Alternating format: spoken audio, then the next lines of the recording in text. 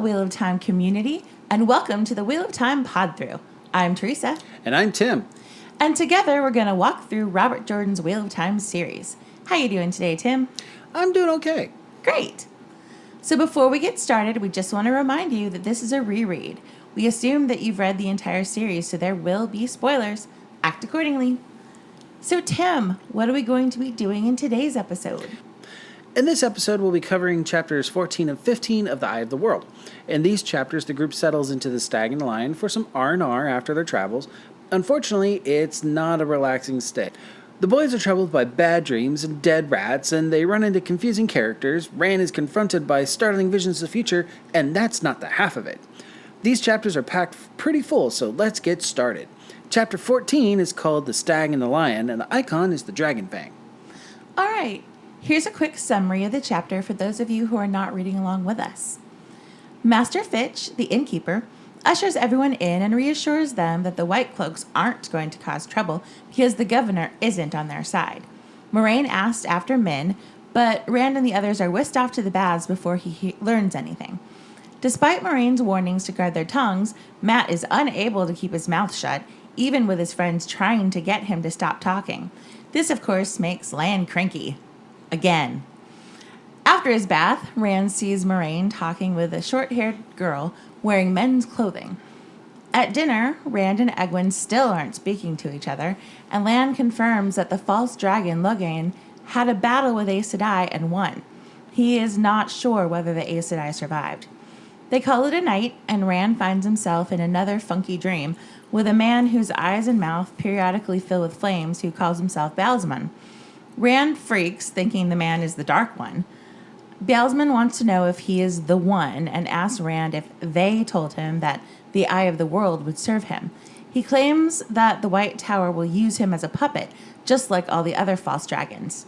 He breaks a rat's back and starts to do the same with Rand until Rand wakes up.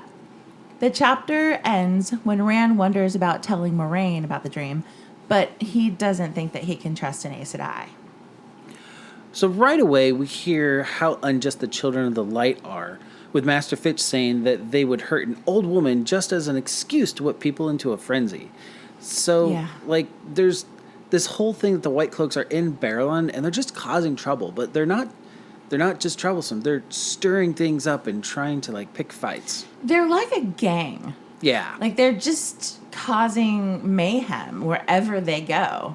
But they're the worst kind of gang because they're we are superior to you and will now spit in your face. Yeah, they're so full of self-righteousness and so enamored with their own rightness. And all they do is cause trouble for people. Yep. So Mat. Mat has a big mouth and he can't take a hint. Nope. All of his friends are trying to get him to shut up and trying to distract him and dissuade him, and he just won't pick up on it that he needs to stop talking. Yeah, even to the point where, Lan is, he's kind of a here, but with good reasons. Lan looks at Mat with murder in his eyes and then throws his bucket on the floor when the boys won't stop mentioning Trollocs while they're taking baths. Yeah, Lan is a real grumpy pants. I know we've talked about this before, but man, he is just not enjoying his traveling with these guys. Nope, not at all. We get our first glimpse of Min. Yay! She is talking with Moraine, and she looks up and she reads them all right away. Uh-huh. And then we see that Rand wonders if she is in fact a girl because she's wearing boys' clothes.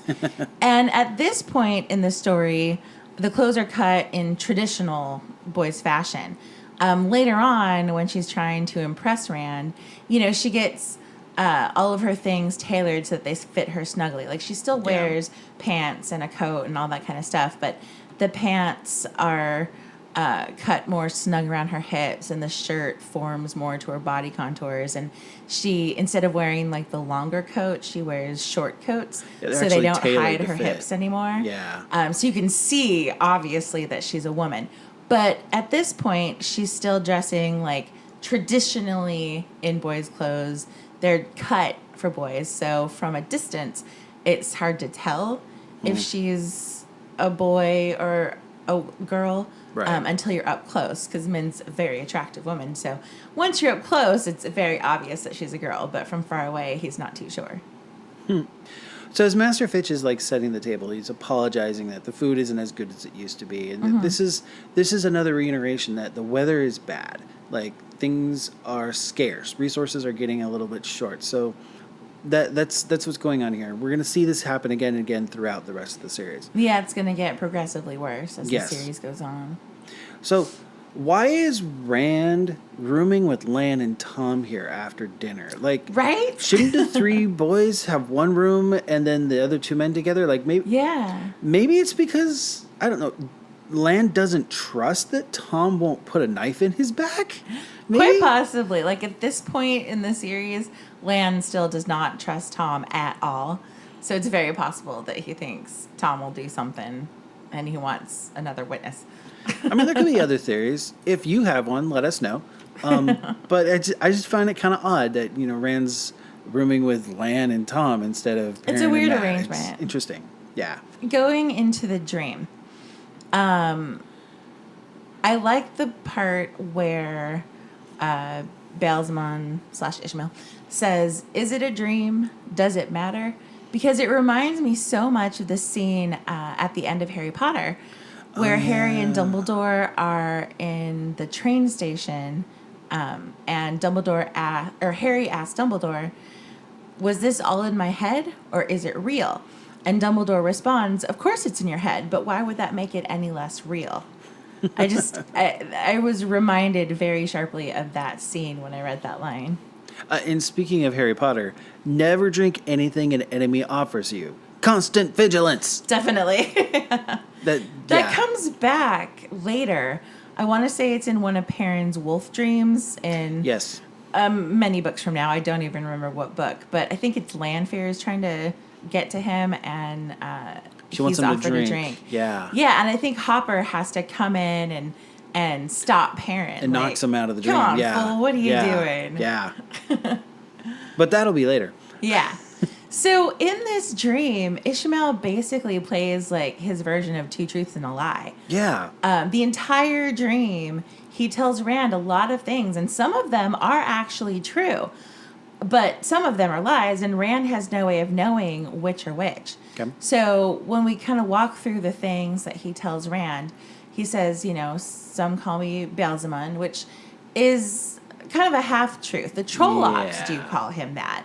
But he's implying to Rand that he's the Dark One, and of course he is not, which we'll find out in a minute.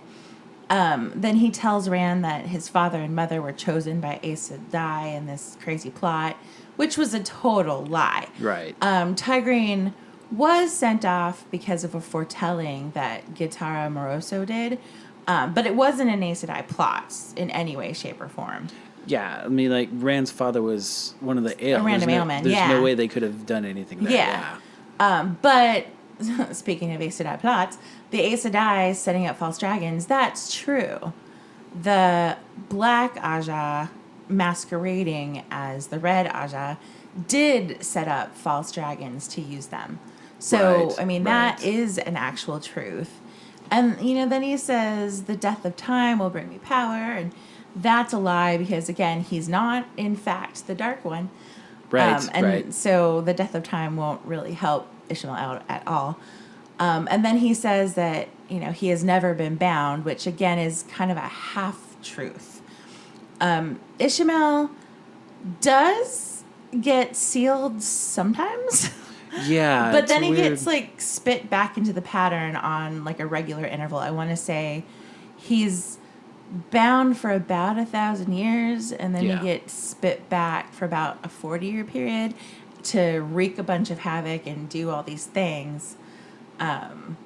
Yeah, he lets us know that he's Ishmael when he tells us that he was there when Louis Theron got the name Kinslayer. Right, the stuff that was in the prologue. Right, all that stuff that goes down there. He then tells us that 1,000 years later, he started the Trolloc Wars.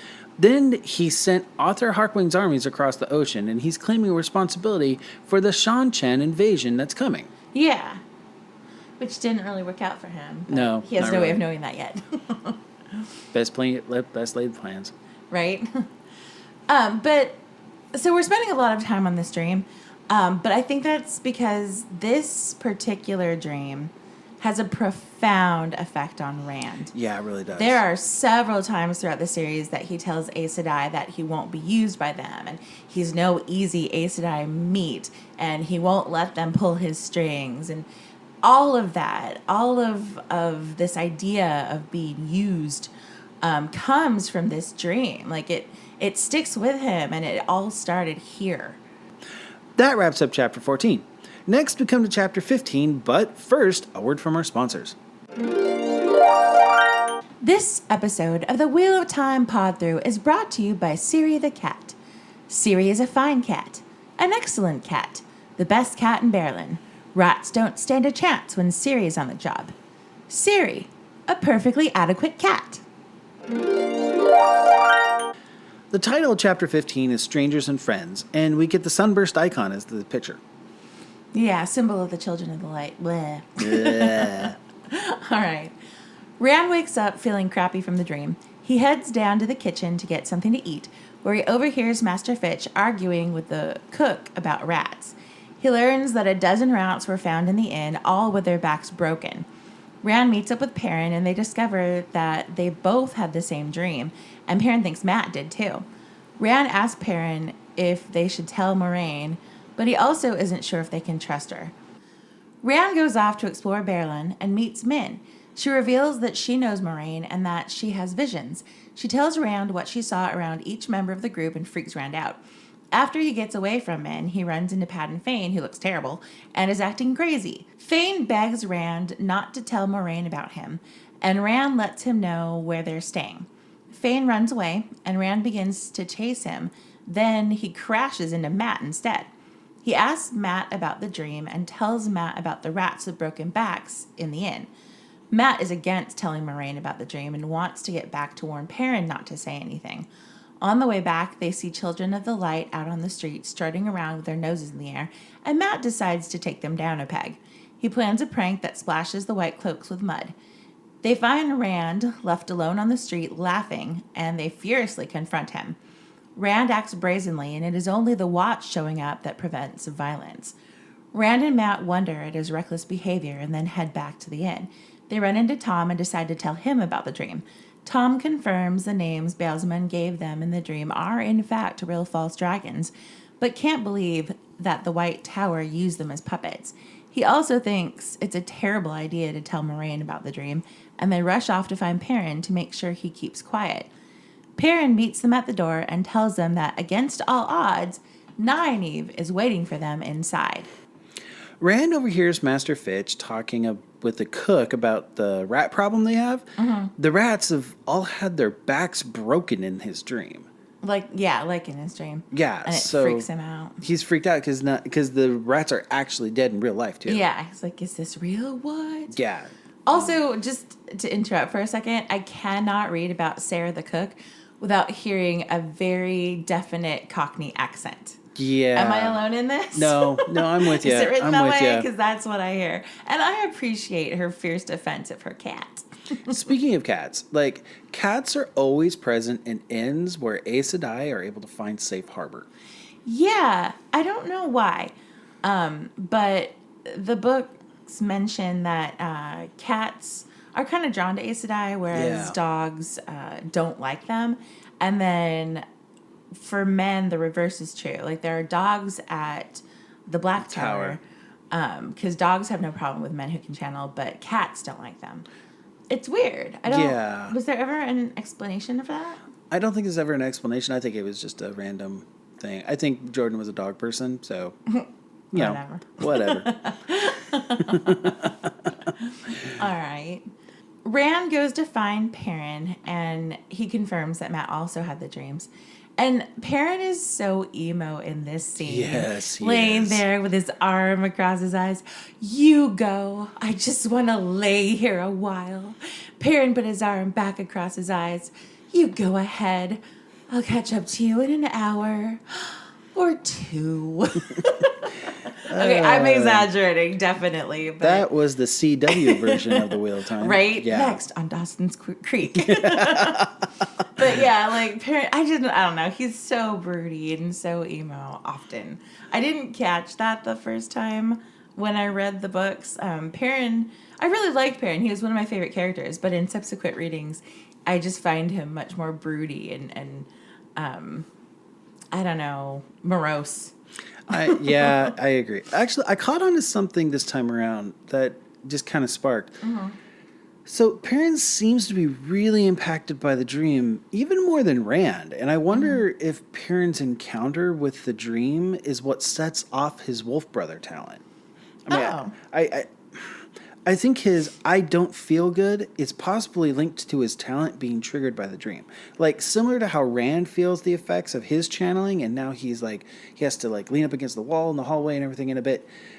But, like, I think the reason he's got this headache and he's got his hand over his eyes, he's covering his eyes because his wolf brother talent, it kind of manifests in his eyes. And I think it's like maybe an ocular headache kind of thing, you know? So you think getting pulled into the dream world triggered the wolf brother thing? Correct. Wait, so is a dream shard the same as Tel'aran'rhiod?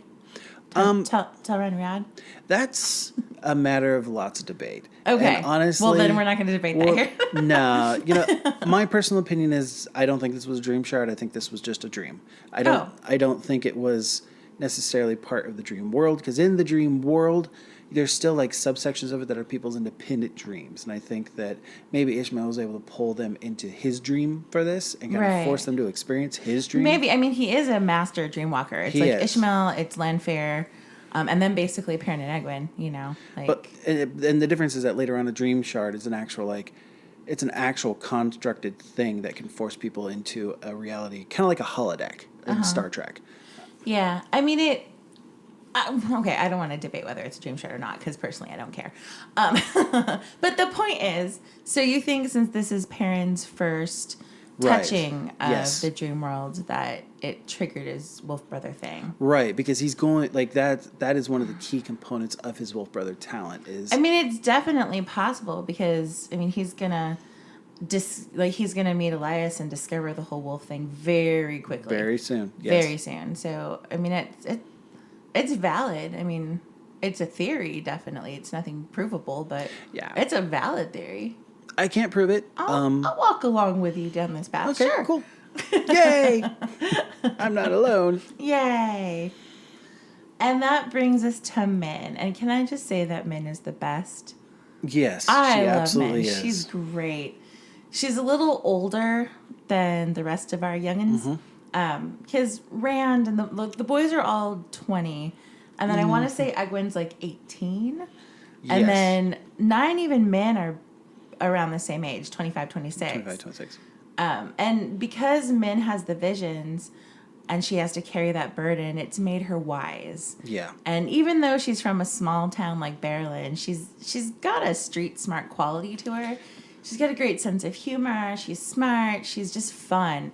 Like, I really think that Min is one of the best female characters in this series.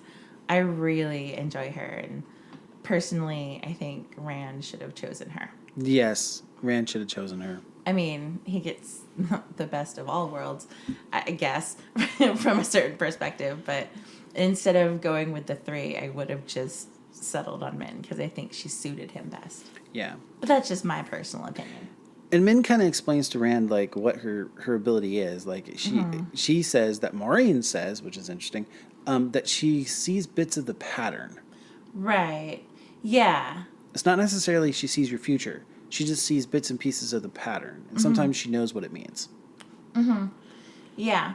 So, Min confirms that Egwene and Tom are part of it, too.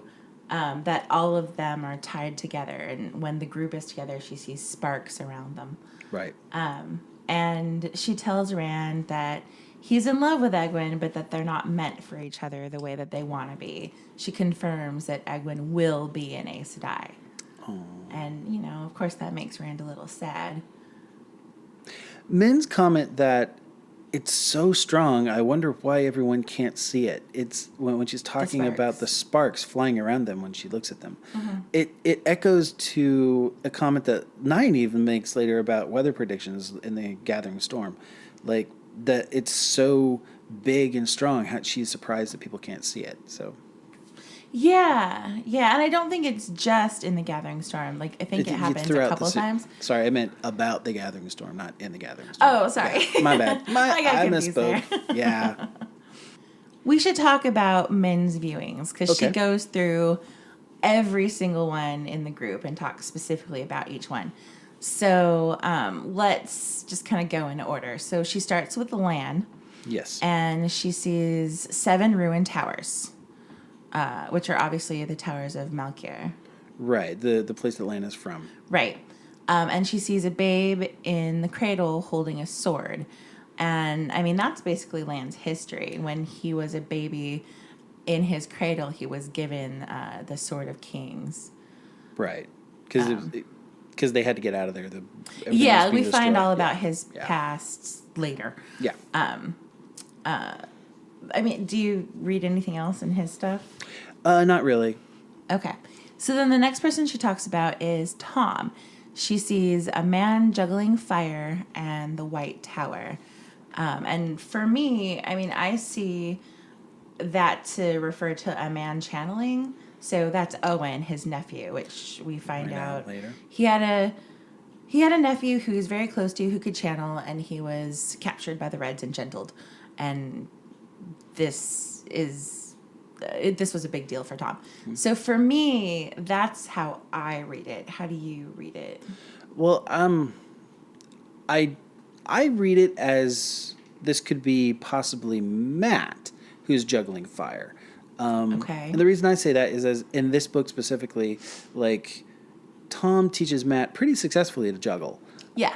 Yeah, we saw that as they're traveling to Berlin. And as things go on, fire becomes something Matt uses at the end. I mean, we're talking like about with fireworks and then the cannons and then everything that Matt kind of like learns how to deploy. So I think juggling fire could possibly be Matt. And then the White Tower is Moraine because they end up together at the end. I guess. I mean, that's definitely possible. It doesn't ring as true for me. Okay. But I mean, that's definitely a valid option. Well, tell us what you guys think. Tweet at us and let us know, because these are definitely just our interpretations. Please do. Okay, so then we get to Perrin? Yes. Perrin's next. So the first thing is a wolf, which is pretty self-evident. He becomes a wolf brother. Wolves are very prominent in Perrin's life. Yes. And then the broken crown, and I guess the symbol of Saldea is a broken crown? Is it? According to the Watt-Wiki, it is. Okay, I did not know that. Okay. Neither did I. Wow. But yeah, so the symbol of Saldea is a broken crown, so obviously that, refers to fail later. And then, okay, so Min says she sees trees flowering around him. And this one was a little trickier. Okay. What do you think that it refers to? Well, I thought it was, like, I gave it some thought, and I'm like, there's really only one scene we see with Perrin where he's surrounded by flowers. And for me, that's when he goes back to the Two Rivers and finds out that his family's been killed. Right. And they're buried in the orchard, the family farm. Yeah. And he's just kind of surrounded by the trees and everything there. I think that's what this is. It's just a foretelling that his family is going to die. That's definitely possible. But I'm wondering, so you were telling me the other day that Brandon Sanderson is going to publish like a quote-unquote deleted scene. Oh, a couple of them, yes. A short story kind of thing. And it's about Perrin and Loyal cleansing or healing the ways. Correct. Which is something that was originally an idea from Robert Jordan. When it came time to write it out, Sanderson and Harriet felt that it didn't quite fit with the story, so they left it out. But so that means to me that, back here in book 1, it would have been a viable part that Robert Jordan thought would be part of canon. Right. So perhaps this refers to that deleted scene or that healing the ways, even though it didn't make it into the book and it's not canon. Back in book 1, Robert Jordan thought it was going to be. So true. That's a good theory. I don't know. I like that. It's a tricky one. But like all good theories, it plays into what all the fans want, which is we want more. More theories. Give us your ideas. Yeah. Anyway, I don't know. That one was a tricky one. I didn't have a good answer, but when I heard about this deleted scene, I was like, that could be. Huh. Interesting. So again, tell us what you guys think. And then we get to Matt, and his first thing is a red eagle. Yeah, that one's pretty obvious. That's the red eagle of Manatharan, right? That's correct. Okay. And then an eye on a balance scale. And that refers to what happens literal. with the Tower of Genji way down the line. And then a dagger with a ruby, and we're going to see that in a couple chapters. Again, very literal, The dagger from Shadow Logoth. And then a horn and a laughing face. So the horn is the Horn of Valere, right? Yeah, the second best mislead in the entire series. Yes. Exactly. And then a laughing face. Okay. So I did not have a good explanation for the laughing face on its own. Did you? I just, Matt's a trickster. I just figured Matt's always causing trouble. Max pranks her. Right. Yeah. But the way it's written, it's a little bit unclear as to if the horn and the laughing face are separate, or if it's a horn and a laughing face together. Oh. Because if you take them together, then that is Robert Jordan giving us a little wink and a nod, saying that this is, in fact, the second best mislead in the whole series. Exactly, right? Exactly. So I kind of feel that the horn and the laughing face are part of the same vision. So it is the Horn of Valere, but don't count your chickens, because I got a little trick for you. What do you think, yeah? I'm on board. All right. And last but not least, we come to Rand himself. And he has a ton of vision. Well, it's kind of his story. Yeah, okay. So the first is a sword that isn't a sword. And that's obviously Calendar. Yeah. A golden crown of laurel leaves. And that's the crown of swords. It's a whole nother book, yep. Yeah. A beggar staff. You know what? I'm going to skip the beggar staff. Let's go back to that one. Okay. Pouring water on sand is pretty self-evident. Yep, that happens a routine. Yeah. Bloody hand and a white hot iron. That's losing his hands, and I guess the white hot iron is probably balefire. Yeah. So, the bloody hand, it's a trope. Heroes lose an extremity. It just happens. Frodo loses a finger. Luke Skywalker loses a hand. Hiccup from How to Train Your Dragon loses a foot. Moral of the story is, if you are a hero in a fantasy story, you should have a life and limb clause in your contract. Exactly. Just saying. You're going to lose one. Yeah, I agree. Totally. All right. There's also 3 women standing over a funeral pyre with you on it. And that, again, refers to Min, Elaine, and Avienda standing over him after the last battle. Yep. Black rock wet with blood. That's his blood on the rocks with Shell Ghoul. It's part of the prophecies. And lightning everywhere, lightning all the time. And lightning is a symbol for the power. Yeah. She's basically cluing in that you can channel. Yeah. So, the beggar staff. All right. You want to come back to that?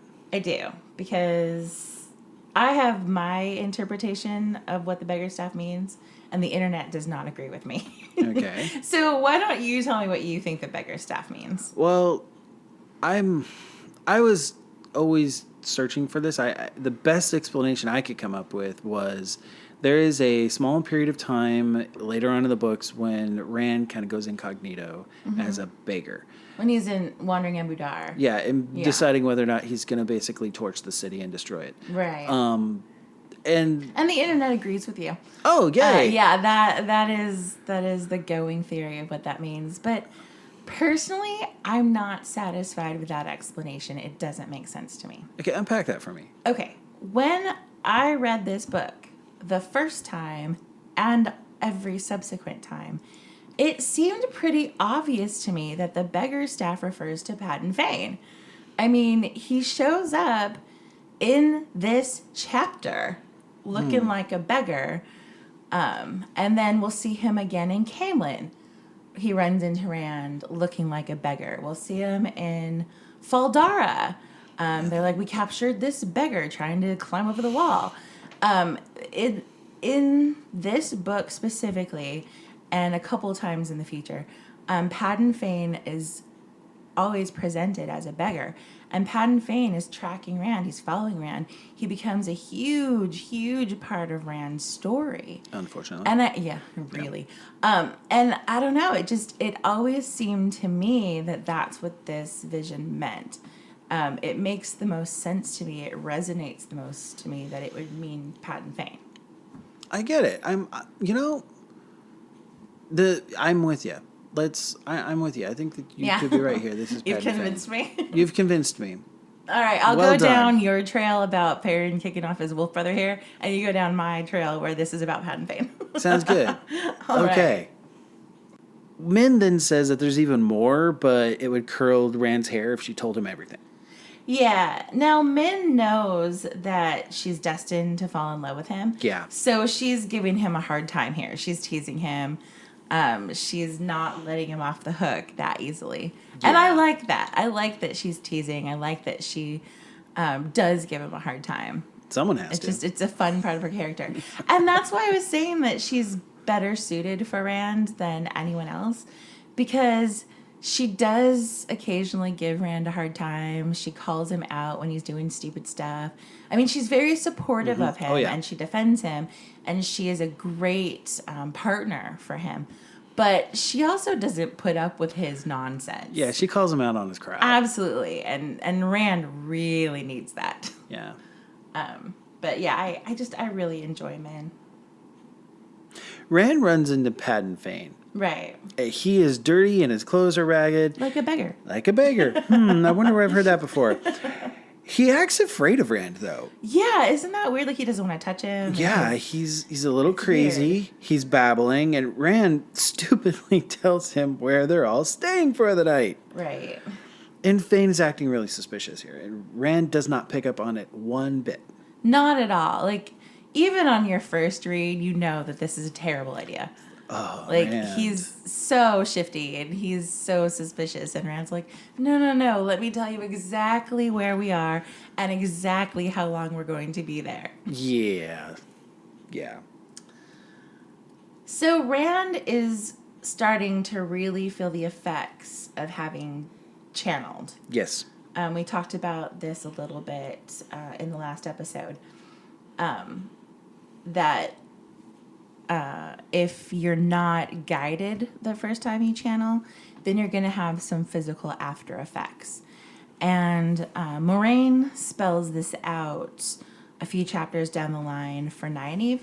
So I actually want to kind of fast forward and read what she tells Nynaeve, because it's pretty spot on exactly what we see what happens to Rand in this chapter. Okay.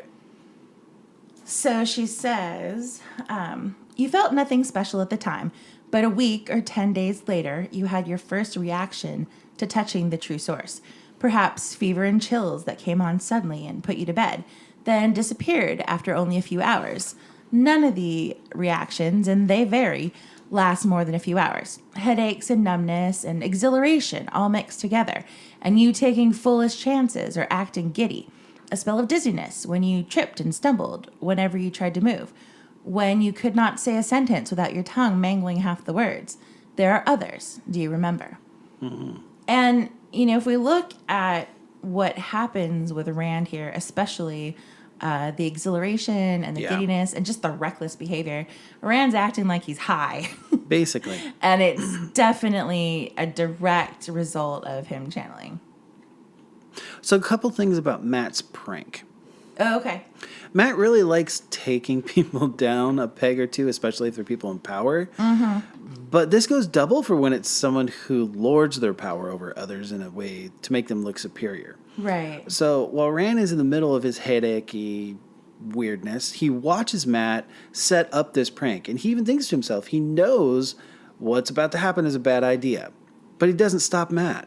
Yeah. And Matt is an idiot and a child. Yeah. And so this kind of stuff, the plain pranks and not knowing when to keep his mouth shut, is why I didn't like Matt at my first reading.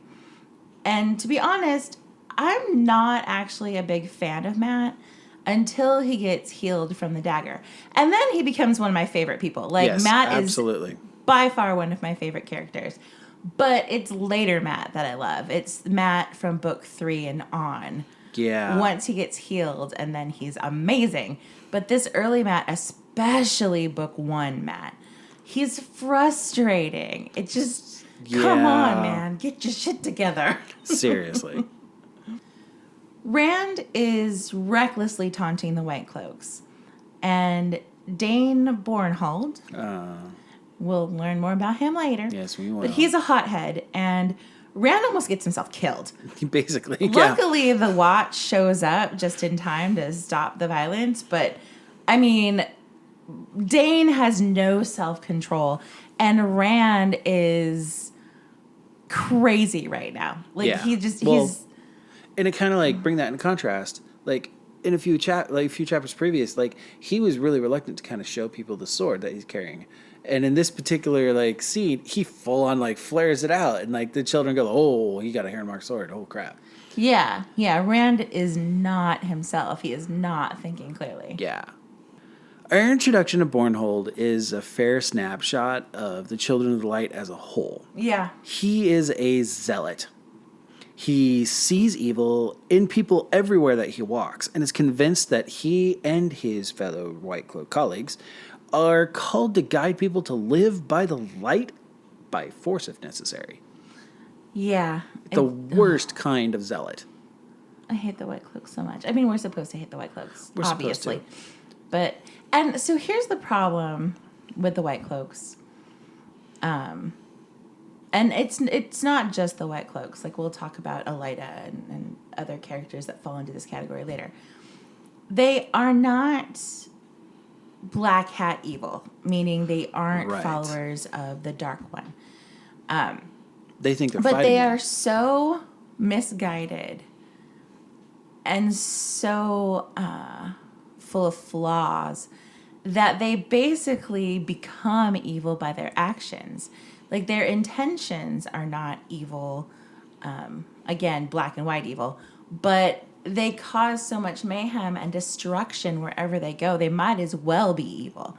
Like, they might as well be dark friends because, frankly, they're more destructive than the dark friends, which is actually a wonderful parallel character for a book because, you know, unfortunately in real life, the evils we face are very rarely black and white. True. You know, like we very rarely fight the forces of darkness with like demon horns and magic powers who are trying to take over the world. Like the evil that we face in daily life is more gray area. People in suits. Yeah. Yeah. People in suits who think they're doing what's best, but in fact they're ruining everyone's lives. Yep. Good times. Welcome to the Depression Podcast.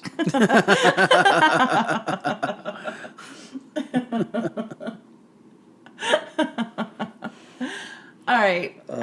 So again, talking about this channeling sickness, another indication that that's what's going on is where it says, Rand drew a deep breath, and abruptly it was all gone, like a pricked bubble. Yep. He staggered as it vanished, the realization of what he had just done flooding in on him. And it's true. I mean, he is completely reckless and brazen 1 second. And then in a snap, he realizes, like he comes to his senses and realizes what he's done as the adrenaline kind of burns all that up. And, and he's like, oh my gosh, I'm such a fool. What was I doing? I know people felt that way. Yeah. So Rand and Matt go back to the inn. Right. And they meet Perrin, who tells them that Nynaeve is there. And they're completely shocked because Matt's like, what about the ferry? Like, she sunk the ferry. Like, what is happening? And Perrin says, you think a little thing like a sunken ferry could stop her? She rooted Hightower out. I don't know how he got back over the river, but she said he was hiding in his bedroom and didn't want to go near the river. Anyway, she bullied him into finding a boat big enough for her and her horse and rowing her across. Himself. She only gave him time to find one of his haulers to work another set of oars. Because Nynaeve will stop at nothing to protect her people. She is such a force of nature. Like, even Tom knows that it's better to give her what she wants than attract the attention that they'll get if she doesn't get it. Yeah. Yeah. It's like she has that Two Rivers stubbornness or something. I don't know. I may have heard about that. And she has that in addition to her strong will. Because, like, Right. it's not just stubbornness. She is on a mission. She is. She definitely is. And that ends chapters 14 and 15 of The Eye of the World. In next week's episode, Nynaeve is back and she's kicking ass and taking names. She and Moraine have words. Ooh. And Nynaeve joins our ragtag bunch of heroes. Against all odds, the group has a pretty good evening until a fade crashes the party and they have to run for their lives again. We hope that you enjoyed this episode of the Wheel of Time Pod-Thru. We'll see you again next week. Make sure you rate and subscribe to us on Apple's iTunes or on Google Play or all the other fun places you can find us. If you rate and subscribe, it helps our name get put on the top of lists or recommended lists so people can find us faster. So we can get some new listeners. Please, it helps us out a lot. You can tweet us at Pod-Thru or email us at whatpodthru@gmail.com. We gave you a whole bunch of stuff in this episode. Tell us your thoughts. Tell us what you think. Correct us or support us. We want to hear from you guys. Just stop by and say hi. Please do.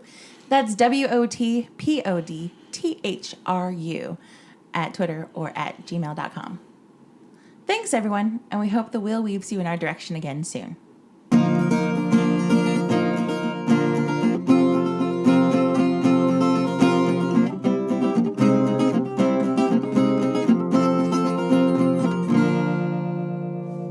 No, I was hoping did you hear me make something wrong? I stopped listening to you. Sorry. And then we're good.